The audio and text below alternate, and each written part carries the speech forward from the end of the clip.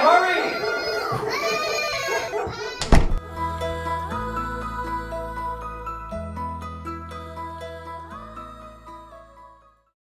Hello. Okay, we're live. Welcome everyone to Mom Cave Live, where we may have lost our minds, but we haven't lost our sense of humor. And I'm Jen, and I have author Cynthia Hammer here with me tonight, and we have so much to talk about. Hey, Cynthia. Hi, Jen. Nice to be with you again. Thank you. Yeah, I was a guest on Cynthia's podcast just a little while ago, and I'll tell you all about that. But we like for this to be interactive, so we can read the comments. If you have any questions or comments, just pop them in there, and we will be watching it, and we'll be talking with everybody. So Cynthia wrote a book. First of all, congratulations on actually writing an entire book, because not everyone can do that. Well, and especially if you have ADHD, it's a little hard to do. Yeah. And I only did it because I was forced into isolation because of COVID. Oh, I think we can all blame COVID, good and bad, on many things. And yeah, it made us do some things we wouldn't have otherwise done.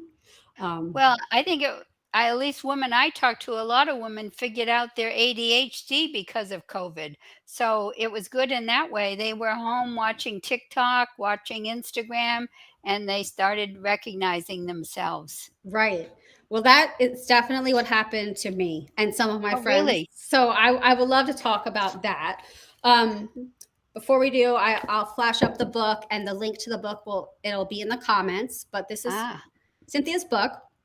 And oops, see, I'm having all my crazy things happening here with my screen. We don't need to see you. Okay. So when, there we go. Now we want you to be next to me. The technical difficulties. There we go. Okay. That's much better. Just slow motion. It's working slowly. Sometimes when you have ADHD, it seems like your brain either is working too quickly for the situation or too slowly for the situation, but it's never on it. Well, someone wrote the other day, which I really responded to, about how time differs. And they said, if you're getting ready to go someplace, time is really short. But if you're waiting for someone, time is really long. That's true. That's so And they true. were talking, back and forth between when time seems to drag on forever and when it goes by so quickly, you can't imagine you're running late. Right. And that's like parenthood in general. It's like the days, that's the silly cliche, the days feel so long. Yes. But the years are short. Especially when school gets out for the summer. Those first few days of summer are really long. They are very long and very rough. So let's get back to the ADHD talk. Okay. Like you said, it seemed like with the advent of TikTok, all of a sudden there were all of these people telling you about how adult women were not diagnosed at all or incorrectly diagnosed, that they had ADHD, and everyone was sort of figuring it out by listening to each other's symptoms and experiences and going, oh, that's me. I see that in me. So do you think that the rates of ADHD have gone up, or just the rates of being diagnosed have gone up? Well, I'm reading that even for autism and for ADHD, the symptoms were based on research done mostly on males. And so it's more natural that the males are getting drawn out. Besides that, I can't say the girls don't have physical hyperactivity, but the men are more free to release their physical hyperactivity, so they got diagnosed more often. And the average age of children getting diagnosed is 7, but that excluded all these girls that weren't getting diagnosed at all. And even now, we think only about 20% of the adults know that they have ADHD. So there's a big backlog. When you say have ADHD, to me, it's always like, that kind of sounds like, is it not a disease, but it's a disorder. But what you have, I guess, is a collection of symptoms or a way. I'm not making any sense right now, but it's not like I have this disease. It's more like I have these characteristics of that's maybe the way my brain works. Is that correct? I would think so. It's down to our brain wiring, and there's certain things that are harder for us to do, and maybe there are other things that are easier for us to do. But we're in a minority. Mm-hmm. So the world is mostly set up for people who don't have brains like us. And we're trying to say, hey, just with a few adaptations, we'll function much better in situations where now we're often feeling ashamed or Mm-hmm. awkward. We're not sure how to proceed. So, our organization is really into children getting diagnosed by the second grade. Wow. Coming through life knowing that you have this different brain is Mm-hmm. just, it's a game changer. Yeah. Um, I don't know if you've experienced that yet, Jennifer, because you said you've only been diagnosed a couple of years, Mm-hmm. but it usually takes more than a couple of years to really feel comfortable in a persona Mm-hmm. that incorporates your ADHD.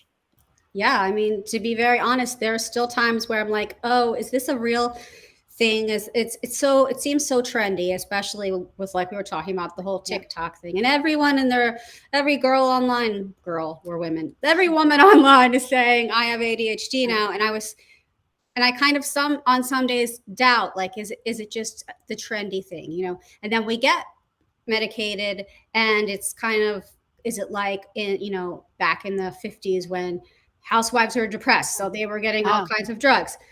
I yes. know it isn't that. I know it isn't. But on Uh-huh. my dark days, I'm like, maybe this isn't a thing. And even so, I even doubt it, though I most definitely have it. Well, at least a lot of people that I talk to, they went through their lives knowing feeling they were different. Yes. And so I think that's the first clue. If you Mm-hmm. really felt different throughout your life without an explanation of why do I feel different, Dr. Dodson talks about people feeling like they didn't get the owner's manual or they got the wrong owner's manual. They just aren't sure how to function Right. in certain situations in our society. And then when they do really well, they have this variable performance, which adds to their saying, who am I? Am Mm-hmm. I this person who can do awesome things, but the next day I turn around and do something dumb? Without the Right. explanation of why that might happen in your life, you do absorb those comments. You're lazy, you're stupid, you're not Right. living up to your potential, and you have to say, "Yeah, I agree. I'm not living up to my potential, but I don't know how to." Right.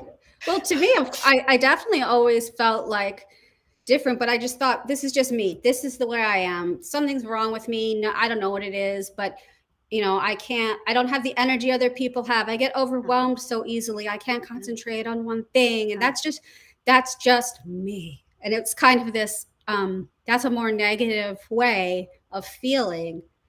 yeah, And people end up saying it's my personality flaw. There were Mhm. some people that said, "I thought it was normal because my whole family was this way." So Right. that was kind of, refreshing to hear, Yeah. that she didn't feel alone. Right. Well, that's good if you don't feel alone. Yeah. How common is it for it to run in families? Do you know the statistics on that? Uh, I think the research is that the likelihood is that 50% one or the other parent has it. It's that genetic. Hmm. And what I had heard 30 years ago, just from a practicing pediatrician, is that second to height. And you know how often we say, oh, he inherited his height from his Yeah, dad, or he of inherited course. his height. They say that ADHD is the second most inheritable characteristic that they have found. I have So never it's heard that. Oh very, my goodness. very common.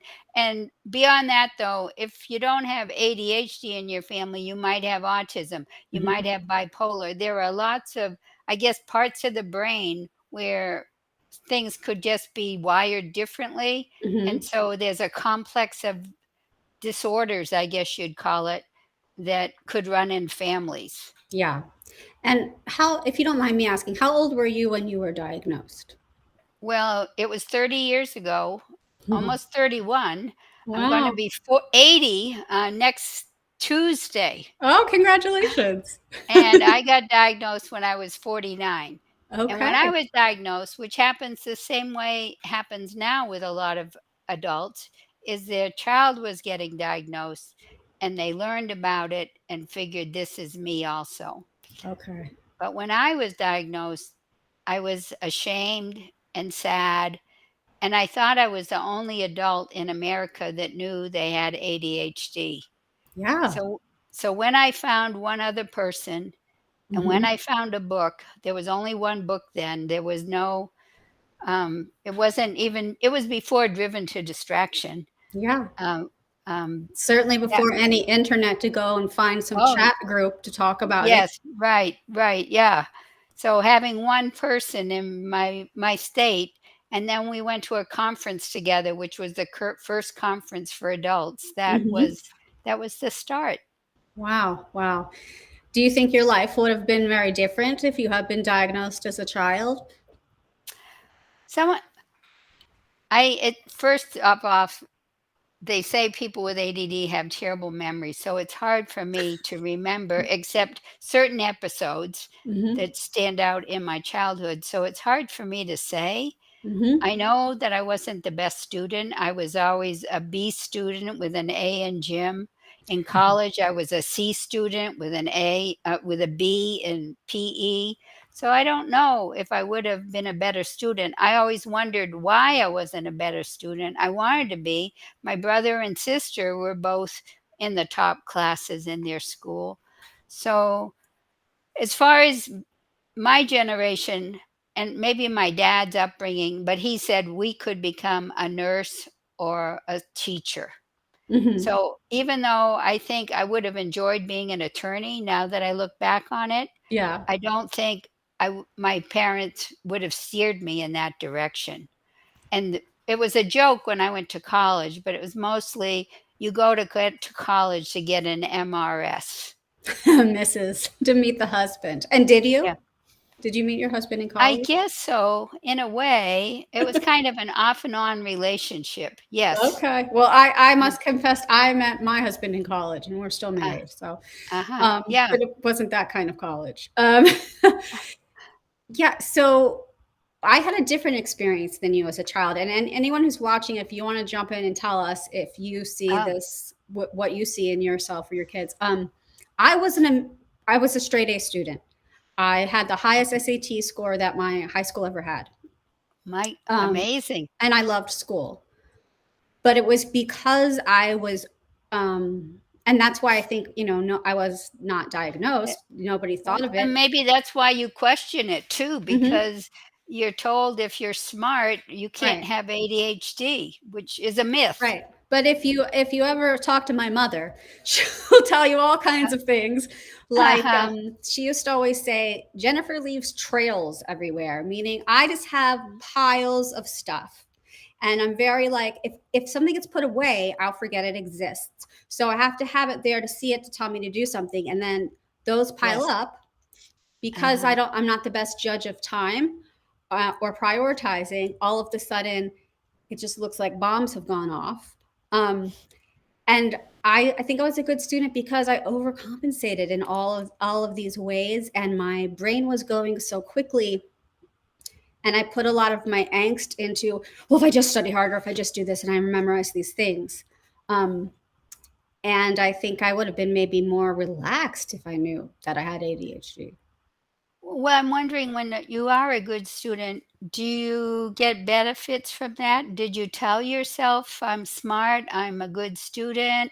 Did that kind of balance some of the I mean, negative things going on? in many times, there were times where I was proud and I was happy that I was a good Uh, student and I was being recognized for it. But there was always this belief in the back of like, yeah, I can be really smart, like I can pass tests and I can be really uh, smart, but deep down they don't know that I am a disaster. oh, Like, oh, you felt like an imposter.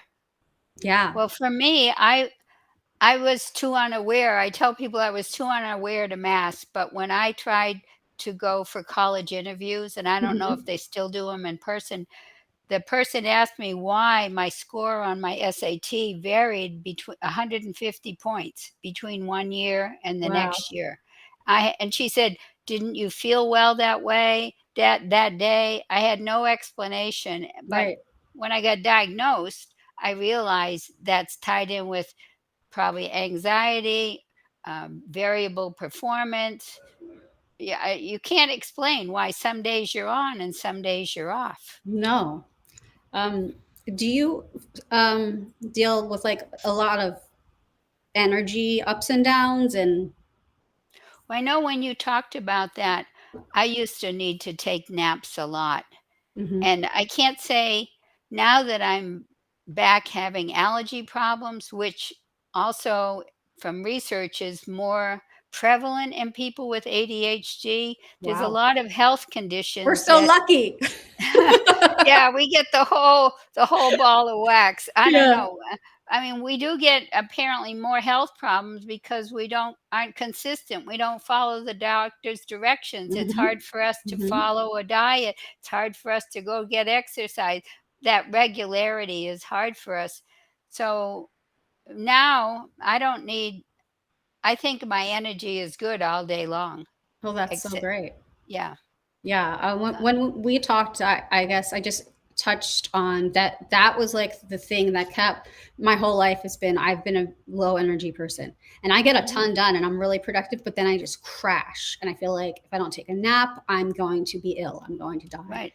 I And remember so, that yeah, feeling, yeah, just being worn out, and it was hard for me to understand when you said that, how medicine makes the difference. um, I Is it think like having coffee, or is it less anxiety? 'Cause there's I like think anxiety this. can wear you out too. Yeah, I think that what wears me out is that my brain is going so quickly and can't focus on one thing, and I'm trying to do all these things at once and they all seem equally important. So So with being the yeah, the calmer and medication kind of calms that down. It doesn't uh-huh. change much about who I am or anything. I just kind of the first time I took it, I went, oh, like it was like a buzz kind of stopped, like a background noise kind of stopped a little bit. Um, yeah. So, for a lot of people, when they take medication, they don't even see the difference because they just feel normal. Maybe they Mhm. feel like their best selves, but Right. they But you feel like felt their so best crappy selves when you're not on the medication. You're like, oh, more of the time. Yeah, yeah, that's yeah. definitely true for me. And coffee definitely helps. I know that caffeine Uh, is sort of a self-medicating thing. so you drink a lot of coffee, I or try not to drink too much. I drink a uh-huh, cup in the morning, and I uh-huh. my routine. I definitely always have a cup in the morning and a cup at 5 p.m. Oh, wow, you have a routine. Yeah, that's my coffee routine, and I love it. That the one at 5 p.m. is like a yummy vanilla latte coffee. So it's like Uh-huh. I look forward to it. Oh, And then on days that I'm really, really busy and exhausted, I sometimes will have a cup in the middle there or a cup of tea. But I definitely feel a difference. hmm, Um, I wanted to talk a little bit about something that you introduced me to. uh-huh, After we did our talk on your podcast, mhm. you emailed me and you said, there's this thing, and I think that it might be helpful for you. I'm not selling it. I'm not paid to Yeah. tell you this. Um, and I had heard of it before, but I never thought of really, really giving it a try. Can you just briefly say what that is about? What that is?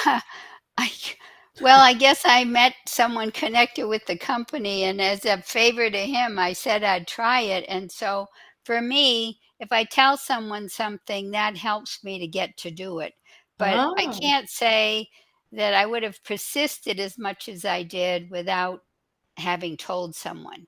yeah. It's a video game that's on your cell phone. I don't know what the price is a month, but, um it's been scientifically constructed to improve someone's attention. It's not supposed to replace medication, Right. but it does improve someone's attention, and I've played since mid-July every Oh, day, good. Yeah.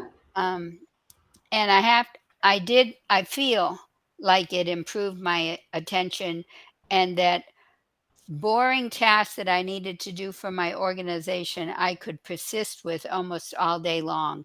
And I would Wow. think prior to doing this, I couldn't have persisted like that. Yes. So They I say the oh, ADHD brain gets bored very quickly, and boredom is yes. just like hell for us. So, Right, and yeah. so I it is kinda boring because you're manipulating this guy on a little raft going down a stream, and he's got these fountains he's supposed to hit, and Yeah. then every now and then something that you've been told ahead of time to remember, and you're in real trouble if you don't remember. You need to remember that target, so when it appears, you zap the target, Yeah. and if you're zapping the wrong target, or if you're not zapping quickly enough, you don't get to move to the next level. Yeah. So there's all those little rewards that you want to be successful. Yeah. I find it really interesting. I was reading a little bit about it, and apparently, this has been clinically tested and used for children before this version. We're talking about the Right. adult version, and it's called Yes. Endeavor OTC. But the Endeavor for children was approved by the FDA as an ADHD treatment, which blows my Right. mind that the FDA Yeah. FDA approves a video game. Yeah, But well, I think it blew a lot of people's minds and they questioned it, but now that it's out for adults, it's just over the counter. They're working to try to make it approved by the FDA, mhm. but, I forgot what I was Well, gonna say. that's What okay did you because things come and go. Well, I've been trying it. It's I don't know. It's been a week or two, and Yeah, I don't yeah, know if usually they you know say you have to stick with it for 6 weeks, 6 weeks. but the drawback, and they haven't unable to tell you this yet, is you don't know what you have to do to continue. I mean, I got to a certain level, which is like 50% of the highest you could get, I get, Uh and huh. I'm plateauing. They say at Oh, some point you plateau. really? Well, they say it's like exercise for the body. So now that I plateaued, what do I have to do to maintain it? Do I have to Right. still do it every day? I don't want to. Yeah. Can I do it 5 minutes a day? Or, what do I do to maintain? That's I don't wanna interesting. lose what I've acquired, but I don't Exactly. wanna keep giving 25 minutes a day to maintain either. Yeah, I wonder if they'll figure that out. Yeah, Oh, I've I'm been sure they doing it. will. They're working on it now. Yeah. That's awesome. The book is Living with Inattentive ADHD. Da, da, da, da. I read it. It was great. It was a good book, and I was enjoying it, and I was reading it pretty calmly. I actually had a few days off, and I was trying to relax and have a vacation, so I'm reading this book, and I won't give anything away. Well, I got Um, to a part of the book, and I was gutted, and I'm sure you mm, know what part I'm referring to. And so that was very touching for me, and it was surprising. Um, mm, and yeah, this the way that ADHD can affect our lives is massive. So if anybody's mhm. watching and they are looking for resources, go to Cynthia's. She's are you the founder? What's your title? You're the founder. You're the president of the. Well, we say the executive director. We Oh, okay. have a nonprofit now called the Inattentive ADHD Coalition. And we have a website with a lot of good articles on it. We have videos there, but we also have videos on a YouTube channel. And I just posted her video today. So if Oh, you want to go see her interview with Catherine Ellison, who's a Pulitzer Prize winning journalist, she also has ADD, but the combined type. So as I go along, I'm gathering people that uh, allies in this. well, yeah, I'm giving a presentation at a bookstore for University of Washington, and the person there that, chose me, she has inattentive ADHD. So I think Jennifer has it. So that's how I'm getting my I speaking think we engagements find is each other. people. Yeah. Yeah. Yeah. Are It's you as been, strange as me? Like that? Oh, you are? Okay. Well, now we'll help each other out. It's kind of yes. Yeah. yeah, go visit her site. It's Well, the book is for iadhd.org. sale at Amazon, and It it is. should be available at all your bookstores. It Um, is. And let me make sure I yeah. can put it. It should come Mm. up in the Should come up in the comments when I do this. Yeah. Maybe, I mean, now maybe that not. I've heard these bad things about Amazon, I hate to tell people to go there to buy my book. There we go. So ask for it at your library or ask your local bookstore to buy it, because um, I'm I'm hearing that Amazon doesn't have some well, innocent and proven guilty, I guess, but there are cases out there that they kind of force people to not give a better price for their product anywhere else. Interesting. Well, I'm kind of addicted to Amazon, so Me too. nothing stops me. The UPS man comes here every day, pretty much. And my daughter is like, "Oh, it's the UPS man. What do we get now?" Um, Oh, it's not the prime delivery person? no, I'm too rural for that. So the shipping takes a Oh. little longer to get to me. Oh, So you don't that is a get next downside. day or No, we get 2 days. 2 days out here in the boonies. But I put the URL to the book right in the comments there, and Oh, I thank you for right. writing it and for finding me. And keep doing what you're doing. You have a great mission. Thank you. Yeah. We're done. I think we're about done. All Okay. right. Thank you so much. Thank you.